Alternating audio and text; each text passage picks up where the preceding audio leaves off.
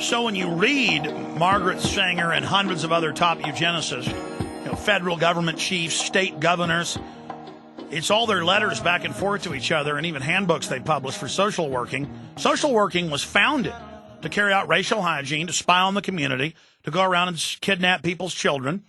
That's why we always hear the stories about Hitler. Hitler would take Germans' children.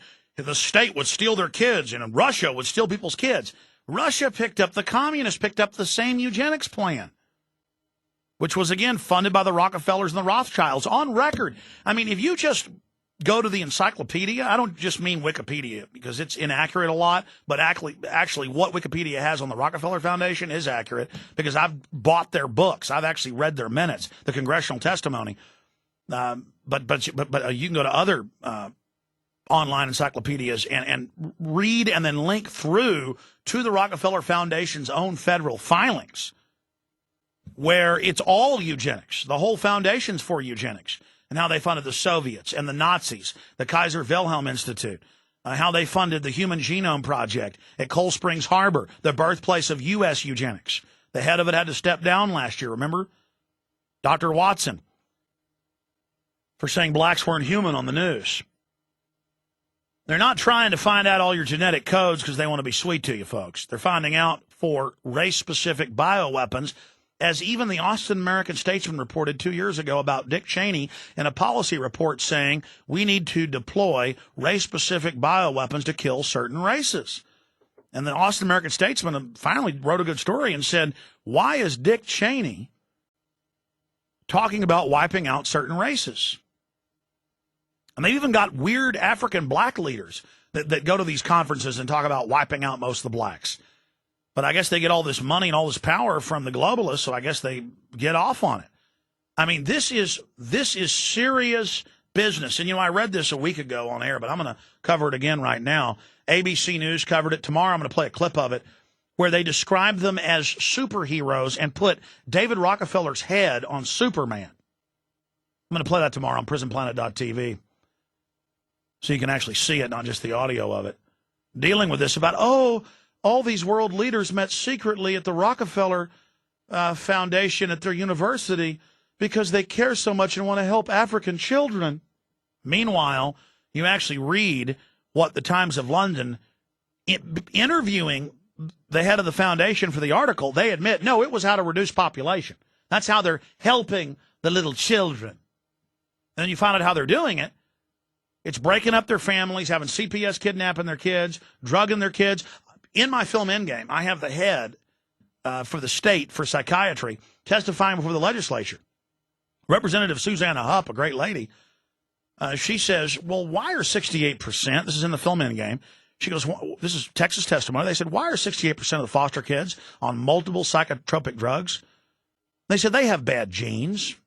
We're having to do this because they have bad genes. That's just made up. There's no test. They just say, we put 2/3 plus of the kids.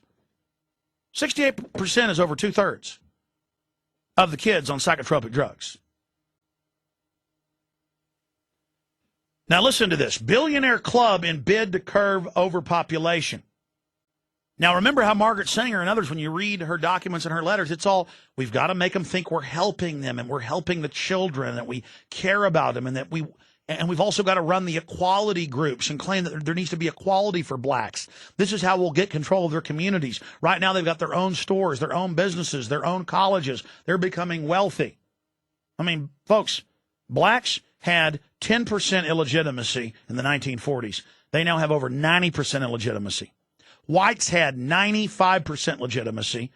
Now it's past the halfway point where less than half of whites' children are born into a two-parent family. You say, don't attack one-parent homes. We're not.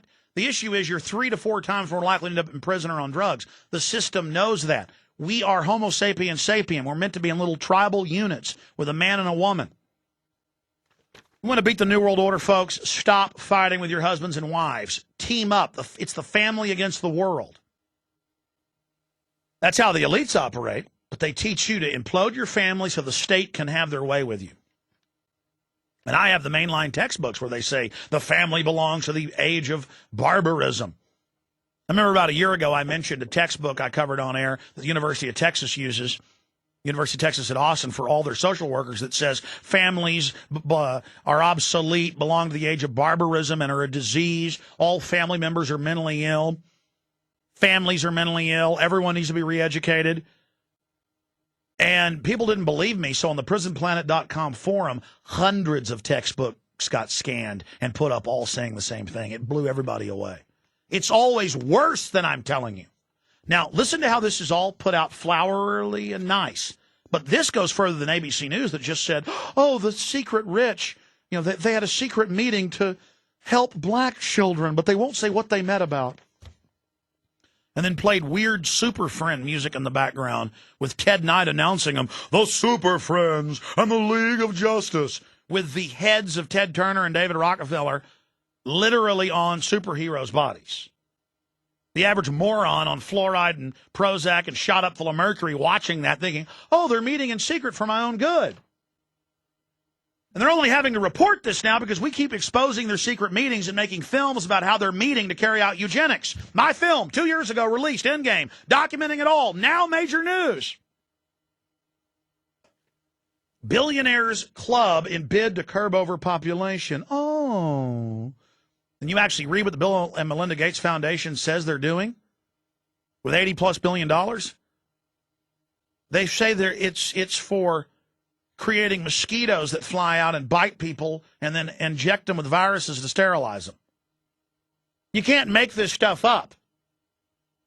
But when you hear it on the news, oh, helping black babies. Oh, and Bill Gates' daddies, they had a Planned Parenthood. Oh, that got awards from Hitler and gave awards to Hitler. But they don't tell you that part. Billionaire Club in bid to curb overpopulation. America's richest people meet to discuss ways of tackling a disastrous environmental, social, and industrial threat.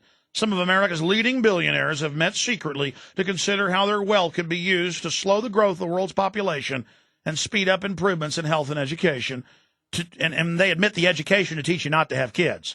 And see, that's what the global carbon tax is. They brag that carbon isn't bad. We're carbon-based life forms. The planet's based on carbon dioxide, oxygen, water, and sunlight. Those are the 4 ingredients. But by taxing that, they say they're going to shut down the amount of resources that are available to where you can't afford to have a child. This is why they have to bankrupt the world economy. Openly read the writings of the former Treasury Secretary. Henry Paulson's a big eugenicist. All of them are. This is a cult. And so stealing and thieving and setting up tyranny is all good because it's for your own good. And at the end of the article, they say, why all the secrecy? They wanted to speak rich to rich without worrying anything they said would end up in the newspapers, painting them as an alternative to world government. Because, see, there already is a world government. See that little statement? They don't say there's no world government. They say, oh, an alternative to the world government.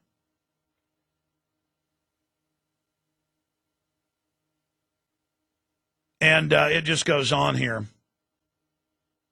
to go over how they have to reduce the world's populations. Now, let me tell you how cold-blooded these people are. Let's say you believe that the world population has to be forcibly reduced by 80% as the United Nations Biological Diversity Assessment 1996 and 1989 state. And that's conservative. Most of the, well, Dr. Pianka here at UT says forcibly, use Ebola to get rid of 90%. But he at least is somewhat moral in his evil. He says, I'm ready to die, and so is my family. We all want to die. Well, Pianka, don't let me get in the way. You think there's too many people? You go first. Oh, but you have an important message to impart. With all those biology students that write white papers saying you're too liberal, all humans must die. Yeah, just Google Dr. Eric Pianka, student PhD white papers, human parasites, and you'll read hundreds of published PhDs of people 5, 10, 15 years ago who, guess what now? You Google the names of the PhD students? Guess where I found out most of them work? Bioweapons labs. Oh, yeah, it's no big deal. They just write white papers saying, oh, I don't, Alex Jones. In fact, that's how I first learned of it when they were attacking me, sending me threatening emails saying, read my PhD from 8 years ago. Dr. Pianka is a genius, and you just can't grasp that he's trying to save the earth. Humans are a parasite, as you will see in my PhD. And then we post her a little PhD. Humans are a parasite. We would be better off with total extermination of the human population. By the way, I work in a bioweapons lab now. And you can go look at her in a white lab coat. You ever seen 12 Monkeys? They're throwing it in your face. It isn't funny. You understand me? What you're hearing is the most hardcore, key, on-target, center of the New World Order information you'll ever hear. And the only reason you're hearing this is because they don't have total control yet. They can steer the planet, but they're not in control yet. But they almost are with their global government, cashless society. They're going to use phony carbon taxes and fake terror to do it. Stay with us. Second hour, straight ahead.